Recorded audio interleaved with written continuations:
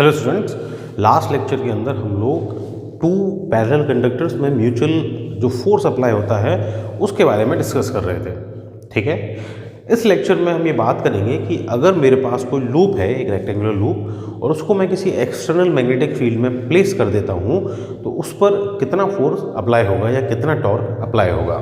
ठीक है, तो मैं एक लूप को प्लेस कर रहा हूँ किसी एक्सटर्नल मैग्नेटिक फील्ड में। ठीक है, सो our next topic is force and torque on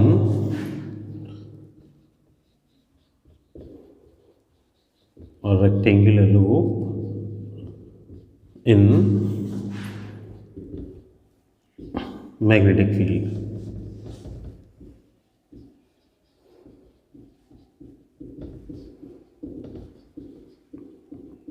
देखें,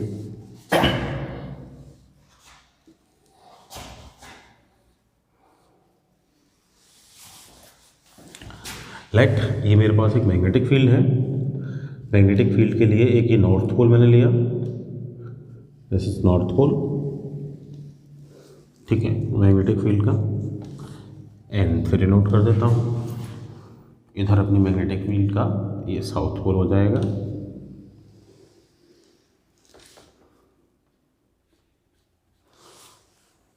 ये अपना मैग्नेटिक फील्ड का साउथ पोल। ठीक है, अपनी मैग्नेटिक फील्ड है बी वेक्टर। ठीक है, हमको पता है magnetic field will be from north to south. ठीक है, तो ये north to south magnetic field की डायरेक्शन है। इस मैग्नेटिक फील्ड में मैं एक लूप प्लेस कर देता हूँ, और वो लूप मैं इस तरह प्लेस कर रहा हूँ कि वो लूप जो है, ये जो प्लेन है बोर्ड का, इसमें तो मैग्नेटिक फील्ड है और इसके परपेंडिकुलर ये लूप रखा हुआ है। तो सामने से मैं उसको ऐसे देख रहा हूँ, तो ये अपना लूप इसके अंदर रखा हुआ है।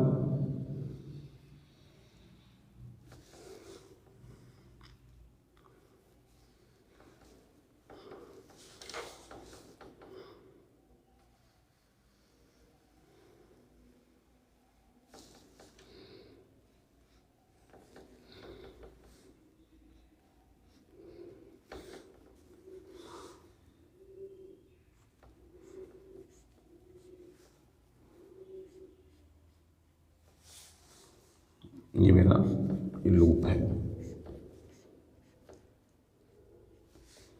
ठीक है, अपना लूप जो है P Q R S, P Q R और एस। ठीक है भाई, और इसमें ये I current anti clockwise direction में फ्लो हो रहा है। ये ऐसे करंट फ्लो इसके अंदर हो रहा है। ठीक है, अब देखो क्या है, ये लूप रखा हुआ है। अब इस पर फोर्स भी फाइंड करना है मुझे, टॉर्क भी फाइंड करना है। टॉर्क फाइंड करना है मतलब ये रोटेट करेगा, रोटेशन की कुछ ना कुछ इसकी एक्सेस हो गई, वो ये एक्सेस में ऐड कर लेता हूँ। ठीक है, अब देखो क्या होगा कि ये रेक्टेंगुलर लूप है। अब रेक्टेंगुलर लूप पे मुझे फोर्स फाइंड करना है। अब रेक्टेंगुलर लूप जो है ये 4 लीनियर सेक्शन से मिलके बना हुआ मैं मान सकता हूँ। P Q, Q S, S R और आर पी, ये 4 लीनियर सेक्शन हैं जो इस रेक्टेंगुलर लूप को बना रहे हैं। ठीक है, तो ये 4 सेक्शंस पे जो फोर्स लगेगा वो कंबाइंड फोर्स वो उस लूप पे अप्लाई होगा। तो मुझे अगर फोर्स फाइंड करना है तो मैं 4 लीनियर सेक्शन पे फोर्स फाइंड कर लूँ। देखो कैसे करेंगे। अच्छा, मैं ये ऐड कर लेता हूँ कि इसकी जो लेंथ है वो एल है, सॉरी ये लेंथ जो है ये बी है, और इसकी जो विड्थ है वो मैं एल ऐड कर लेता हूँ। ठीक है, ये है। ठीक है भाई, अब क्या होगा कि देखो फोर्स अगर पी क्यू कंडक्टर पे मैं फाइंड करूँ, फोर्स ऑन चारों लीनियर सेक्शन पे मैं डिफरेंट फोर्स फाइंड कर रहा हूँ। Force on conductor P Q, देखो कंडक्टर पे फोर्स का जो फॉर्मूला था F1 मान लेता हूँ इसको, क्या था, I L B sine theta, यही थी ना, यही फॉर्मूला था। अब ये अगर फॉर्मूला था तो देखो करंट तो आई है, लेंथ अपनी एल ही है उसकी। ठीक है, मैग्नेटिक फील्ड बी है, थीटा मुझे चाहिए, तो थीटा मैग्नेटिक फील्ड तो ऐसे जा रही है, ठीक है, अपना मैंने ऐसे रखा है उसको, कंडक्टर को 90 डिग्री का एंगल है, थीटा 90 है, साइन 90 क्या हो जाएगा 1 हो जाएगा, तो साइन 90 1 हो जाएगा, तो F1 क्या हो जाएगा ILB हो जाएगा। इक्वेशन क्या आ गई, फर्स्ट आ गई मेरे पास, ठीक है। ऐसे देखो फोर्स निकाल देता हूं मैं on conductor RS, F2 same ILP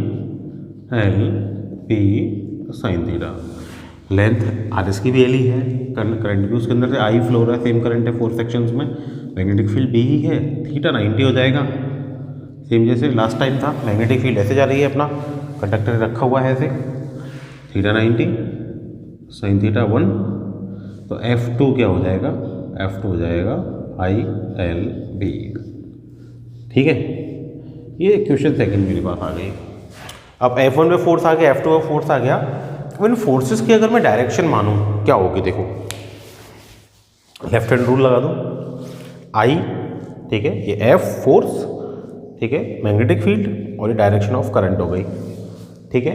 तो देखो अपना F, ये B और ये I, B तो ऐसे ही है मैग्नेटिक फील्ड, तो करंट इसके अंदर ऐसे है, ये लूप देखो ऐसे है, ये लूप है ना, रेक्टेंगुलर लूप है, ऐसे है, ऐसे करके इसके अंदर करंट आ रहा है, तो ऊपर वाले में ऐसे आ रहा होगा बाहर, तो ये B ऐसे हो गई, करंट ऐसे हो गई, तो इस पर फोर्स कहाँ जाएगा, ऐसे ऊपर जाएगा। भाई देखो मैग्नेटिक फील्ड तो ऐसे जा रही है, ठीक है, लूप कैसे रखा हुआ है आपका, लूप आपका रखा हुआ है ऐसे, ये है लूप ऐसे रखा हुआ है, ये मैग्नेटिक फील्ड ऐसे, करंट मेरा ऐसे आ रहा है एंटी क्लॉकवाइज, तो फोर्स कहाँ लगेगा, ऊपर की साइड में, तो फोर्स ऊपर की साइड में लगेगा, तो ये डायरेक्शन हो गई किसकी, P के ऊपर फोर्स F1 की, अप साइड। F2 निकालूं उसकी डायरेक्शन, करंट ऊपर से ऐसे आया, नीचे ऐसे जाएगा अंदर, मैग्नेटिक फील्ड तो ऐसे ही है, करंट ऐसे गया, तो फोर्स कहाँ जाएगा, नीचे जाएगा, नीचे जाएगा, तो this is the direction of force F2। अब देखो ये F1 हो गया, ये F2 हो गया, F1 F2 को देखूं दोनों अपोजिट डायरेक्शन में है, मैग्नीट्यूड दोनों का सेम है, तो same magnitude, direction opposite, so net force as F1 and F2 are having same magnitude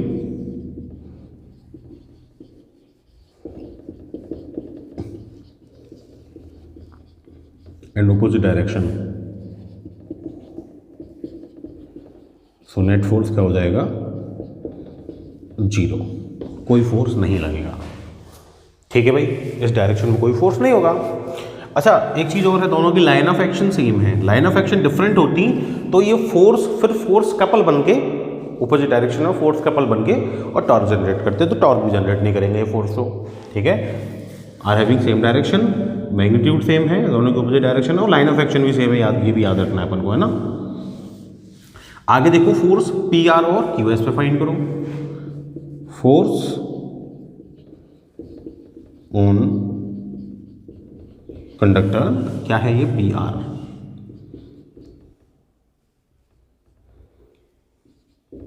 देखो F3 मान लेता हूँ, वो आई एल बी और साइन थीटा, ठीक है, इस पे फोर्स फाइंड कर रहा हूँ मैं। F3 तो थीटा तो क्या हो जाएगा भाई, अपना कंडक्टर ऐसे रखा हुआ है, मैग्नेटिक फील्ड ऐसे जा रही है, तो 90 होगा, थीटा तो 90, अगेन साइन थीटा तो फिर 1 हो जाएगा, ठीक है। तो F3 इक्वल टू आई, तो करंट है ही, इसकी विड्थ कितनी है भाई, लेंथ कितनी है उसकी कंडक्टर की, B इंटू बी, और तो साइन थीटा तो 1 है ही, इक्वेशन नंबर क्या आ जाएगी, 3 आ जाएगी, ठीक है। अब डायरेक्शन ऑफ फोर्स क्या होगी, देखो ये अपनी मैग्नेटिक फील्ड, ठीक है, अब करंट कहाँ जा रहा है, देखो करंट जा रहा है नीचे ऐसे, फोर्स कहाँ आएगा, ऐसे, करंट नीचे जा रहा है, ठीक है, इसमें करंट कहाँ जा रहा है, नीचे, मैग्नेटिक फील्ड ऐसे है, तो फोर्स कहाँ जाएगा इस पर, ऐसे ना भाई, मैग्नेटिक फील्ड ऐसे है, करंट नीचे जा रहा है, तो फोर्स कहाँ जाएगा, सामने की तरफ, ऐसे आएगा फोर्स, ठीक है, ये अपने फोर्स की डायरेक्शन हो गई F3 की। ठीक है, ऐसे ही क्या होगा कि भाई देखो फोर्स फाइंड करूँ, F4 फोर्स ऑन कंडक्टर कौन सा है, QS, F4 ILB sine theta. ठीक है, थीटा तो उसका भी वही परपेंडिकुलर रखा हुआ है मैग्नेटिक फील्ड के, थीटा तो 90 है, मैग्नेटिक फील्ड तो ऐसे जा रही है, कंडक्टर अपना ऐसे रखा हुआ है, तो साइन थीटा क्या हो जाएगा, अगेन 1 हो जाएगा। F4 तो क्या आ जाएगा, IL लेंथ कितनी है उसकी, B, और इनटू में क्या आ जाएगा, B आ जाएगा। Equation number 4, this will be the force on conductor QS। और देखो करंट उसके अंदर ऐसे ऊपर जा रहा है, मैग्नेटिक फील्ड ऐसे है, तो इसका फोर्स कहाँ जाएगा, ऐसे बैक साइड में।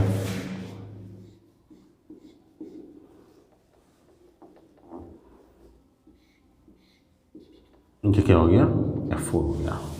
ठीक है, तो अब देखो क्या हो गया कि भाई F3 तो इस पोजीशन पे, इस पे यहाँ लग रहा है, F4 इस पे ऐसे पीछे लग रहा है, दोनों की लाइन ऑफ एक्शन डिफरेंट है। ये F4 की लाइन ऑफ एक्शन इधर हो गई, F3 की लाइन ऑफ एक्शन ये हो गई, दोनों की लाइन ऑफ एक्शन डिफरेंट है। तो लाइन ऑफ एक्शन डिफरेंट होती है, दोनों फोर्स का मैग्नीट्यूड सेम है, तो दोनों मिलके फोर्स कपल बनाएंगे और ये क्या जनरेट करेगा, ये टॉर्क जनरेट करेगा। उसकी वैल्यू मुझे फाइंड करनी है। देखो as F3 and F4 are equal in magnitude, direction भी अपोजिट है, in opposite in direction,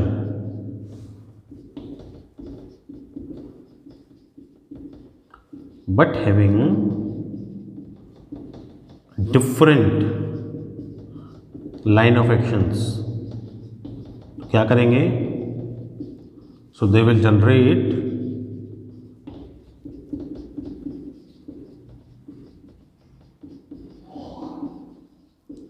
torque. ठीक है, टॉर्क जनरेट करेंगे तो टॉर्क कितना होगा, टॉर्क का तो फॉर्मूला है force into the perpendicular distance between the line of actions of force couples.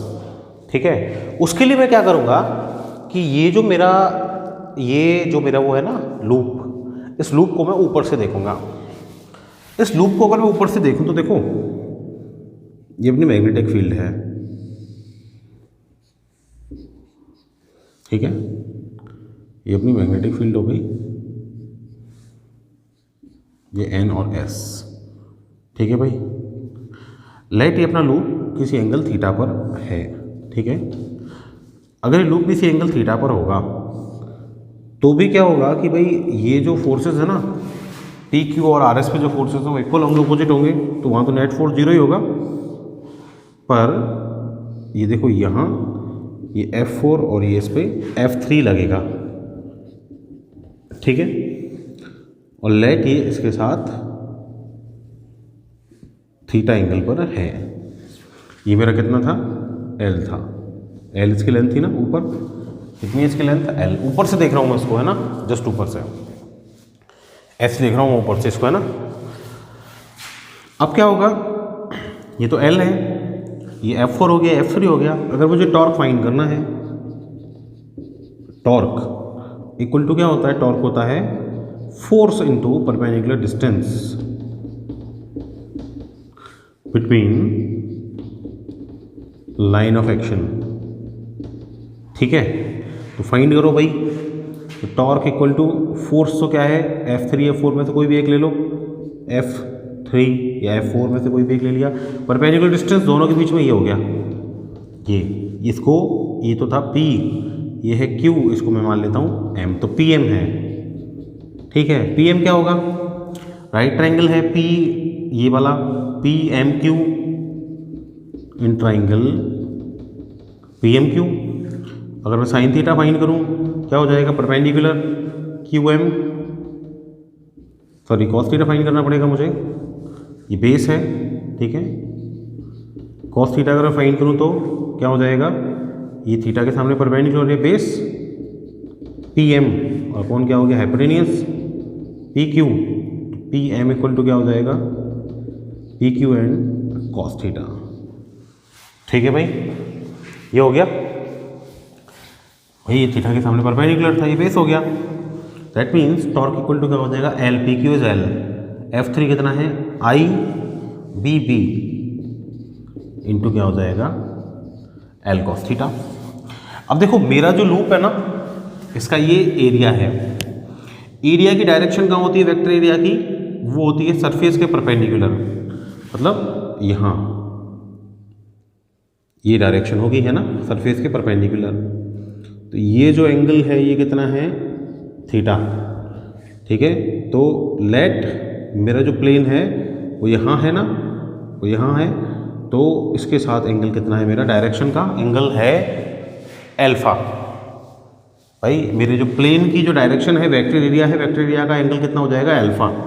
Alpha की फॉर्म में मुझे इक्वेशन फाइंड करनी पड़ेगी, क्योंकि मैं जो डायरेक्शन लेता हूँ वो तो कहाँ लेता हूँ, वेक्टर एरिया की डायरेक्शन लेता हूँ।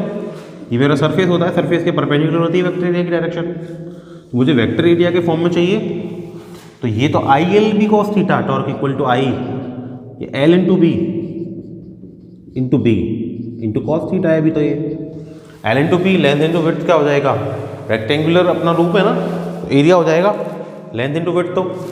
तो लेंथ इंटू विड्थ इसको एरिया कर दूं, ये क्या हो जाएगा, this is torque equal to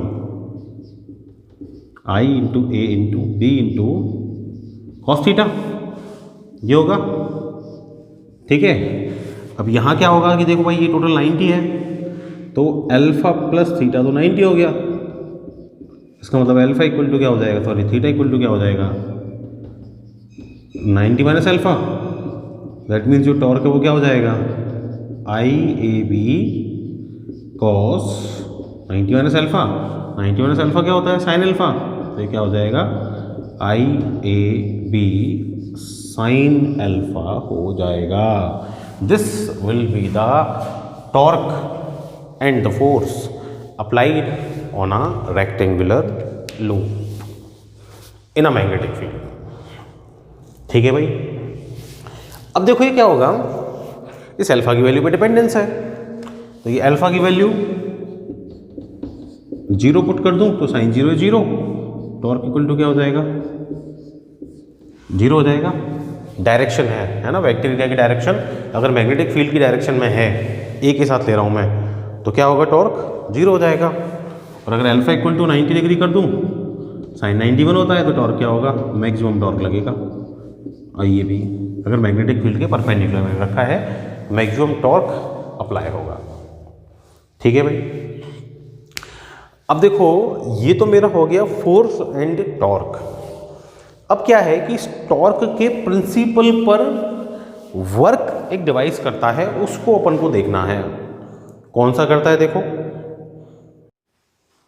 अच्छा, वो डिवाइस तो अपन देखेंगे, लेकिन यहां मैंने देखो सिंगल टर्न रखा है लूप के अंदर, है ना।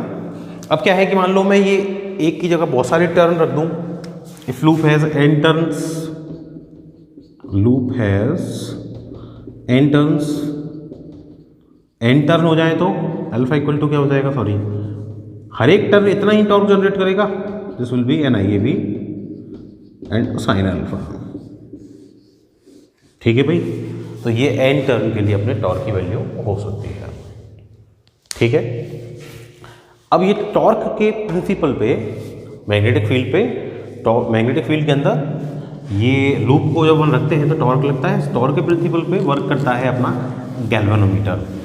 तो पहले तो अपन ये समझे कि गैल्वेनोमीटर होता क्या है, फिर अपन गैल्वेनोमीटर पे चलते हैं।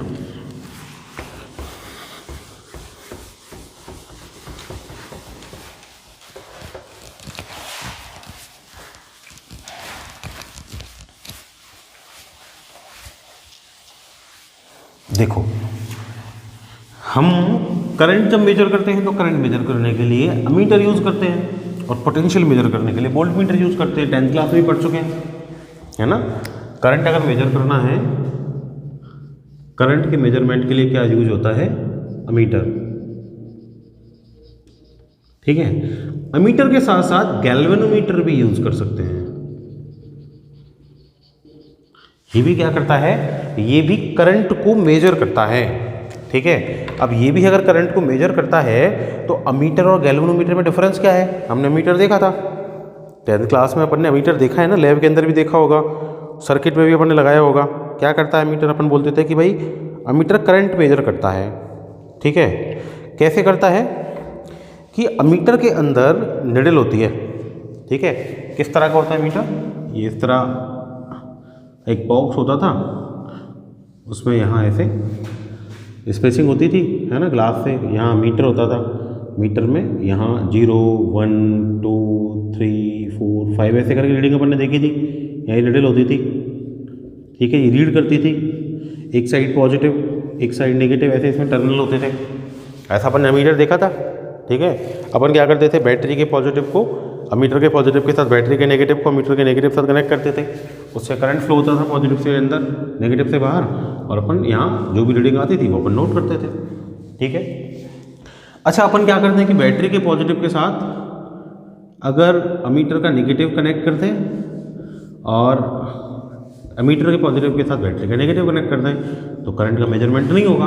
मतलब करंट का मैग्नीट्यूड बताता है ना, और अपन उसको करेक्ट अपन को लगाना पड़ेगा, तो डायरेक्शन नहीं बताएगा, ठीक है। जबकि गैल्वेनोमीटर के अंदर क्या होता है कि वो ऐसा ही बॉक्स होता है ना, वही उसी तरह का इंडिकेटर मीटर होता है, लेकिन यहाँ 0 बीच में होती है, ठीक है। 1 2 3 ऐसे करके रीडिंग्स, ये 1 2 3, वो तो मैं इंडिकेटर बता रहा हूँ कितनी भी हो सकती है ना, जितना एम्पियर अपन मेजर करना चाहें 1 2 3 ऐसे करके। निडल होती है बिल्कुल बीच में ऐसे करके, ठीक है। और पॉजिटिव टर्मिनल या नेगेटिव टर्मिनल फिक्स नहीं है कि अपन इसको पॉजिटिव रखना है, इसको नेगेटिव रखना है, इसको नेगेटिव रखना है, इसको पॉजिटिव रखना है, ऐसा नहीं है।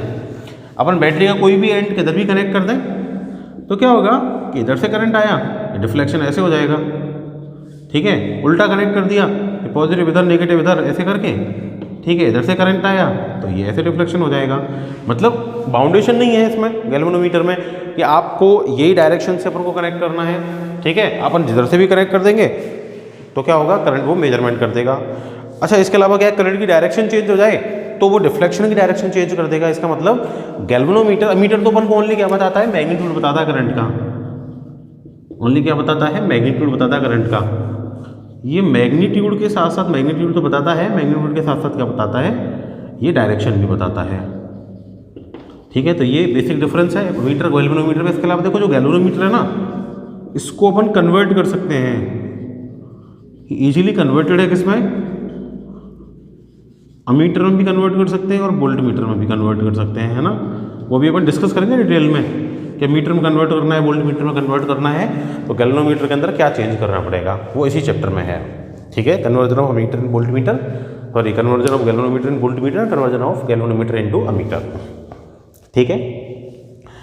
अब देखो ये जो गैल्वेनोमीटर होता है, ये जो प्रिंसिपल अभी अपन ने पढ़ा ना कि मैग्नेटिक फील्ड में रखने पर कोई भी करंट कैरिंग लूप पर टॉर्क अप्लाई होगा, ठीक है। टॉर्क अप्लाई होगा तो टॉर्क ऑब्वियस सी बात है रोटेट करवाएगा उसको, कॉइल को, तो उसी प्रिंसिपल पे वर्क करता है। अपना जो गैल्वेनोमीटर है वो 2 टाइप का होता है, एक तो होता है मूविंग कॉइल गैल्वेनोमीटर,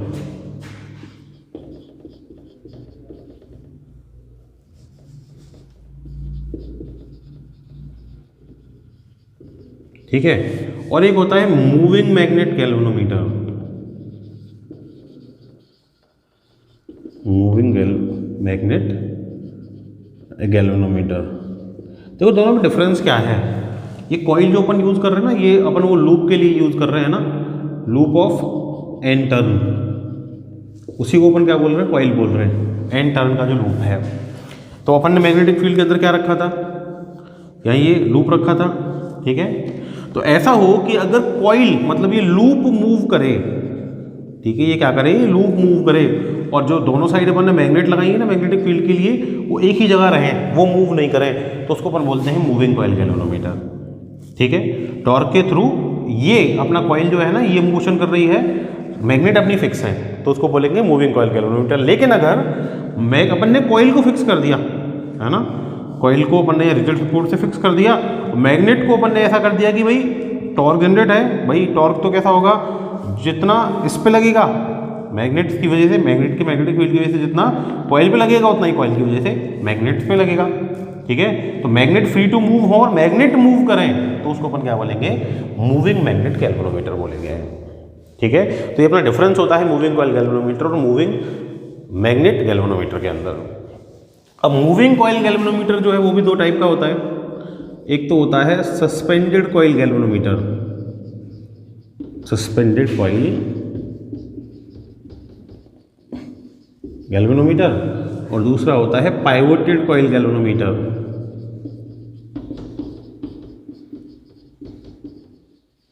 देखो अपन को क्या है कि गैल्वेनोमीटर को वर्क करवाने के लिए ये जो बीच में कॉइल है ना, इस कॉइल को ये मैग्नेटिक फील्ड के बीच में होल्ड करके रखना होता है। अब होल्ड करके आपने कैसे रखा, या तो आपने क्या किया कि भाई ये मैग्नेटिक फील्ड थी, उसके बीच में आपने कुछ चीज़ लेके, कोई स्ट्रिप लेके, कोई स्ट्रिंग लेके और इसको ऐसे सस्पेंड कर दिया। ठीक है, सस्पेंड कर दिया तो वो क्या हो गई, सस्पेंडेड कॉइल गैल्वेनोमीटर हो गई। लेकिन अगर आपने ऐसा किया कि ये मैग्नेटिक फील्ड एन और एस, ये मैग्नेटिक फील्ड के बीच में इस कॉइल को आपने पाइवोट कर दिया, पाइवोट्स पे लगा दिया। पाइवोट से मतलब एक रॉड लगा दी, एक इधर रॉड लगा दी, इधर इसको मूवेबल पाइवोट्स के अंदर रख दिया, मतलब इस तरह के पाइवोट्स के बीच में रख दिया जहाँ ये मूव कर सके इस तरह, है ना। तो ये क्या कर सकती है, ये रॉड जो है ना, ये रॉड, ये जो प्लेसेस है ना जो अपन ने यहाँ पाइवोट बनाए हैं, इनमें क्या कर सकती है, ये मूव कर सकती है। ठीक है, तो इसको अपन क्या बोलेंगे, पाइवोटेड कॉइल गैल्वेनोमीटर बोलेंगे। तो ये दो ही अपने सिलेबस में हैं, सस्पेंडेड कॉइल गैल्वेनोमीटर और पाइवोटेड कॉइल गैल्वेनोमीटर। इन्हीं को अपन को इसी चैप्टर में पढ़ना है। ठीक है, तो वो अपन डिटेल में पढ़ेंगे नेक्स्ट लेक्चर के अंदर, types of galvanometer which is suspended coil galvanometer and pivoted coil galvanometer. ठीक है, तो नेक्स्ट लेक्चर में अपन नेक्स्ट टॉपिक देखेंगे। That's all for today, thank you.